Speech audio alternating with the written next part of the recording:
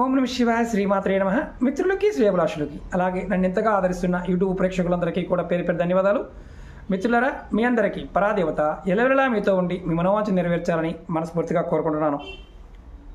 ఈరోజు మనం ఒక అద్భుతమైన తాంత్రిక ఉపాయం తెలుసుకుందాం. ఎవరైతే ఎన్ని పూజలు చేసినా ఫలితం రావడం లేదు అనేవారు, అలాగే మాకు కులదైవానికి సంబంధించిన దోషాలు ఉన్నాయండి, కులదైవ శాపాలు ఉన్నాయని జ్యోతిషి చెప్పారండి అనేవారు, మా ఇంటి వాస్తు బాగోలేదు, మేము అద్దింట్లో ఉంటున్నాము, మాకు కలిసి రావడం లేదు అనేవారు ఈ ఉపాయాన్ని ఖచ్చితంగా ప్రయత్నించేయండి. అలాగే కొంతమంది ఇంట్లో పూజా మందిరాలు ఏర్పాటు చేసుకుంటారు. అంటే దేవుడు గుడి అంటాం. చిన్నవాళ్ళైనా పెద్దవాళ్ళైనా కొంతమంది పెద్దగానే కట్టుకుంటారు. దాంట్లో విగ్రహాలు పెడుతూ ఉంటారు, పటాలు పెడుతూ ఉంటారు, యంత్రాలు పెడుతూ ఉంటారు, రకరకాల తాంత్రిక వస్తువులు కూడా పెట్టి ఆరాధిస్తూ ఉంటారు. ఎంత చేసినప్పటికీ కూడా పని అనేది అవ్వదు, అంటే విజయాలు సాధించలేరు. దానికి కారణం చాలామందికి తెలియకపోవడం కారణం ఏంటంటే ఆ ఇంటికి ఉన్న శక్తిని వారు వినియోగించుకోకపోవడం.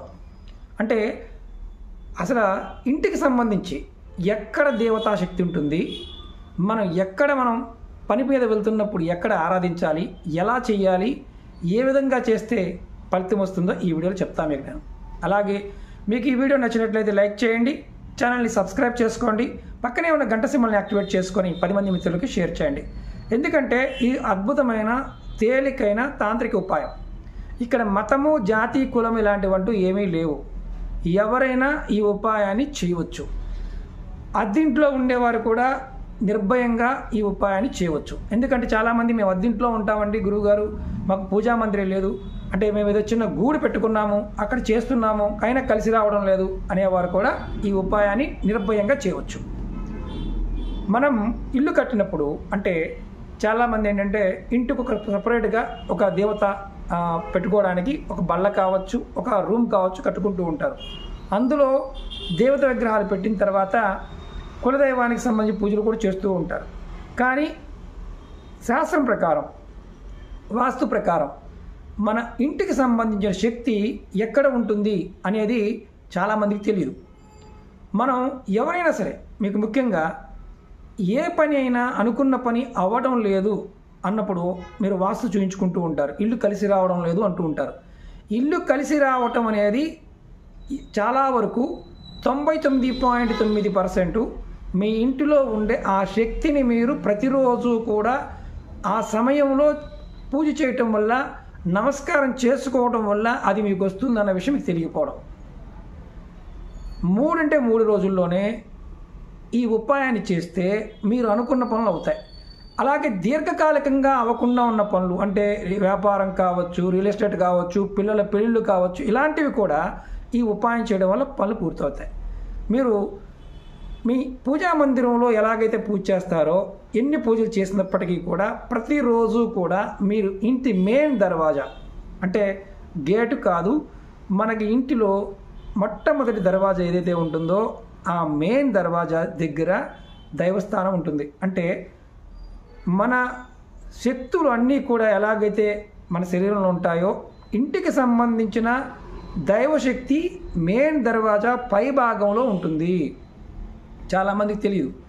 మీరు ఎవరైనా సరే మనం మామూలుగా చూస్తూ ఉంటాం, మన ఇంటిలో వచ్చేటప్పుడు బయట కొన్ని దేవతా పటాలు పెట్టుకుంటూ ఉంటాం, గజలక్ష్మి కావచ్చు ఇలా. అలాగే ఇంటి లోపల కూడా గణపతిని పెట్టుకుంటూ ఉంటాం, లక్ష్మీదేవి పెట్టుకుంటూ ఉంటాం, ధనలక్ష్మిని. అంటే లక్ష్మి వచ్చేటప్పుడు మనం నమస్కారం చేసుకుంటూ ఉంటాం. అంటే వెళ్తున్నప్పుడు, ఇంటి నుంచి బయటకు వెళ్తున్నప్పుడు తెలుసో తెలియకో నమస్కారం చేసినప్పటికీ కూడా ఫలితం ఉంటుంది. కానీ వాస్తవం ఏంటంటే ఏ పటం ఉన్నా పటం లేకపోయినా సరే గుమ్మం పైన, అంటే కింద గుమ్మం ఉంటుంది, పై కమ్మి భాగం ఏదైతే ఉంటుందో అక్కడ ఆ ప్రదేశంలో ఇంటికి సంబంధించిన ఇంటి శక్తి ఏదైతే ఉంటుందో దైవశక్తి అక్కడ ఉంటుంది. మీరు ప్రతిరోజు కూడా స్నానం చేసిన తర్వాత నిత్య పూజ చేసుకుంటున్నప్పుడు ఖచ్చితంగా మీ ఇంటి గుమ్మానికి సాంబ్రాణి పుల్లతో ధూపం చూపించాలి. అలాగే మీరు పటం పెట్టుకున్నా పటం పెట్టుకోకపోయినా మీరు ఇంటి నుంచి బయటికి వెళ్తున్నప్పుడు ఖచ్చితంగా నమస్కారం చేసుకోవాలి. మనసులో ఉన్న ఏదైతే ఏ పని మీద వెళ్తున్నారో ఆ కార్యం నాకు సక్సెస్ఫుల్గా పూర్తి అవ్వాలి అని కోరుకోవాలి ప్రతిరోజు. ఇది అద్దింట్లో ఉన్న ఆ పని చేయాలి. అలాగే ఇంటి లోపల నుంచి మీరు బయటికి వెళ్తున్నప్పుడు ఈ పని చేయాలి. అలాగే మీరు బయట నుంచి ఇంటిలోకి వస్తున్నప్పుడు కూడా మీ మనసులో గుమ్మం పైభాగం చూసి నేను ఏదైతే ఈ ఇంట్లో నేను ప్రవేశిస్తున్నాను కాబట్టి నాకు మనశ్శాంతి, కుటుంబ శాంతి, కుటుంబంలో ఎటువంటి గొడవలు లేకుండా ఉండాలి, అష్టైశ్వర్య భోగభాగ్యాలు కలగాలి, నాకు ఈ ఇల్లు నాకు వృద్ధి కలగాలి అని కోరుకోవాలి. ఇలా మీరు ప్రతిరోజు చేస్తూ ఉంటే మీ జీవితంలో మీరు ఎదుర్కొనే అనేక రకాల సమస్యల నుండి మీరు బయటపడతారు. ఖచ్చితంగా 3 రోజులు మీరు ప్రయత్నపూర్వకంగా ఏదైనా పని మీద వెళ్తున్నప్పుడు, ఇంటి నుంచి బయటకు వెళ్తున్నప్పుడు కూడా మీరు ఆ పైన ఉన్న గుమ్మానికి, పటాలు లేకపోయినా పర్వాలేదు, గుమ్మానికి నమస్కారం చేసుకొని నేను వెళ్తున్న పని ఖచ్చితంగా దిగ్విజయంగా పూర్తి కావాలి, సక్సెస్ఫుల్గా నేను పని కంప్లీట్ చేయాలి అని కోరుకుని వెళ్ళొచ్చు. విద్యార్థులు చేయవచ్చు. ఎందుకంటే మన ఇంటిలో దైవస్థానం ఈశాన్య భాగంలో ఉంటుంది. మనం చాలామంది అక్కడే పూజ చేస్తూ ఉంటాం.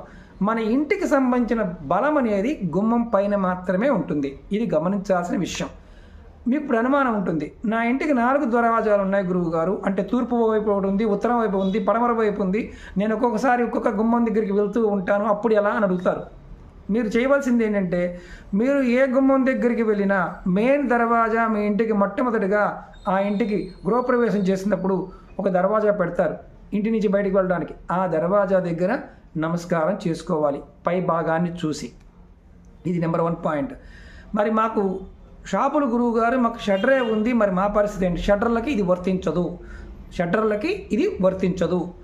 ఓన్లీ గుమ్మం పెట్టినప్పుడు మాత్రమే, అది కూడా చెక్కతో చేసిన గుమ్మాలకి మాత్రమే వర్తిస్తుంది. ఇప్పుడు సిమెంట్ గుమ్మాలు పెట్టాం గురువు గారు, మరి మా పరిస్థితి ఏంటి? ఇది కూడా క్వశ్చన్ ఉంటుంది. మీరు మామూలుగా ఆ భాగం నుంచి వెళ్తున్నప్పుడు నమస్కారం చేసుకుని వెళ్ళటం. అలాగే గుమ్మం కింద భాగంలో ఏదైతే కమ్మి ఉంటుందో దానికి ఖచ్చితంగా వారానికి ఒక్కసారన్నా పసుపుని రాయటం లాంటిది చేయాలి. సిమెంట్ గుమ్మం అయినప్పటికీ అక్కడ కూడా నమస్కారం చేసుకోవచ్చు. 3వ పాయింట్ ఏంటంటే, ఇంకొక అనుమానం ఏంటంటే, అద్దె ఇంట్లో ఉంటున్నాం కాబట్టి ఇది మాకు సరైన దారి లేదు, అప్పుడు కూడా చేయవచ్చా? మీరు ఇంటి నుంచి బయటికి వెళ్ళే ఏదైతే ముఖద్వారం ఉంటుందో, తలుపు ఉంటుందో దాని పైభాగంలో చూసి నమస్కారం చేసుకోండి. ఇంట్లోకి వచ్చేటప్పుడు కూడా అలాగే చేయండి. ఖచ్చితంగా 3 రోజుల్లోనే మీరు ఏదైతే అనుకుంటారో ఆ సమస్త కోరికలు తీరడానికి అవకాశం ఉంటుంది.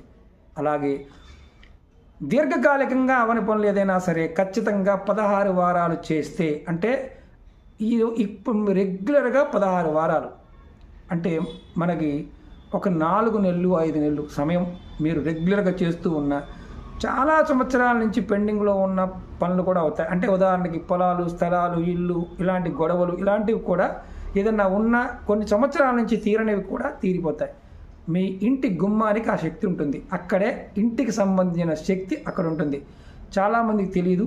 ఇది ప్రయత్నపూర్వకంగా చేయండి, ఫలితం వస్తుంది. మీరు ఎవరైనా సరే ఇలా రెగ్యులర్గా బయటికి వెళ్తున్నవారు, గుమ్మానికి నమస్కారం చేసుకుని వెళ్తున్నవారు, మీరు ఎవరైనా సరే ఖచ్చితంగా కామెంట్ చేయండి. మీరు ప్రయత్నం చేసిన తర్వాత కూడా ఖచ్చితంగా కామెంట్ చేయండి. ఎందుకంటే ప్రాక్టీస్ చేసినప్పుడు మీకు అర్థమవుతుంది. ఇది ఆడవారైనా మగవారైనా ఎవరైనా చేయవచ్చు. దీనికి నియమ నిబంధన అంటూ ఏమీ లేదు. అంటే పీరియడ్స్ టైంలో ఉన్నాం గురువు గారు, ఎవరైనా మరణించి ఉన్నారు గురువు గారు, ఇలాంటివి ఏమీ లేవు. ఇది నిత్యం చేయండి. మీ ఇంట్లో పూజా మందిరంలో ఎంత శక్తి ఉంటుందో అంత శక్తి మీ గుమ్మానికి ఉంది. అందుకని పూర్వం రోజుల్లో గుమ్మానికి చాలా విశేషంగా పూజ చేసేవారు, నమస్కారం చేసుకుని వెళ్ళేవారు. అలా చేసేవారు ఎవరైనా ఉంటే ఖచ్చితంగా కామెంట్ చేయండి. అలాగే మీకు ఈ వీడియో నచ్చినట్లయితే లైక్ చేయండి, ఛానల్ని సబ్స్క్రైబ్ చేసుకోండి, పక్కనే ఉన్న గంట సింబల్ని యాక్టివేట్ చేసుకొని 10 మంది మిత్రులకి షేర్ చేయండి. చాలామంది మిత్రులు అడుగుతున్నారు గురువు గారు మీ అపాయింట్మెంట్ కావాలని. వీడియో డిస్క్రిప్షన్లో నెంబర్ ఉంది, మీరు కాంటాక్ట్ చేయవచ్చు. అలాగే తాంత్రిక వస్తువులు పాయింట్ ఆఫ్ వ్యూలో కూడా ఇంద్రజాల అజోడి లాంటివి కూడా మీకు ఆ నెంబర్కి కాంటాక్ట్ చేస్తే వాళ్ళు చెప్తారు, డీటెయిల్స్ చెప్తారు.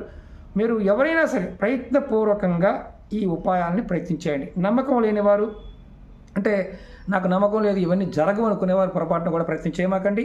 అలాగే ముఖ్యంగా ఇంకొకటి ఏంటంటే, ఏ ఉపాయం చేస్తున్నప్పుడైనా సరే మీకు సమయము, సందర్భము, అంటే ఇది ఏ టైం అయినా చేయవచ్చు, ఈ ఉపాయానికి ఎటువంటి నియమ నిబంధన లేదు అని చెప్పాను. అది మీరు ఎప్పుడు బయటికి వెళ్తున్నా, ఏ పని మీద బయటికి వెళ్తున్నా ఖచ్చితంగా నమస్కారం చేయాలి. దీనివల్ల కలిగే లాభం, ఇంకొక లాభం ఏంటంటే, మీ కులదైవానికి సంబంధించిన, అంటే మీ కులదైవం తెలియకపోయినా, మీ ఇంటి దైవం తెలియకపోయినా, మీరు ఆ ప్రదేశంలో ఆ దేవత ఉంటుంది కాబట్టి నమస్కారం చేసుకుని వెళ్ళడం వల్ల ఫలితం ఉంటుంది. అలాగే ఎవరైనా సరే ఒట్టి గుమ్మమే ఉంది గురువుగారు అనేవారు, గుమ్మం లోపల పైభాగంలో మీరు లక్ష్మి, అంటే గజలక్ష్మి బొమ్మ పెట్టుకోవచ్చు, లేదా రాముల వారి పట్టాభిషేక పటాన్ని కూడా మీరు పెట్టుకోవచ్చు.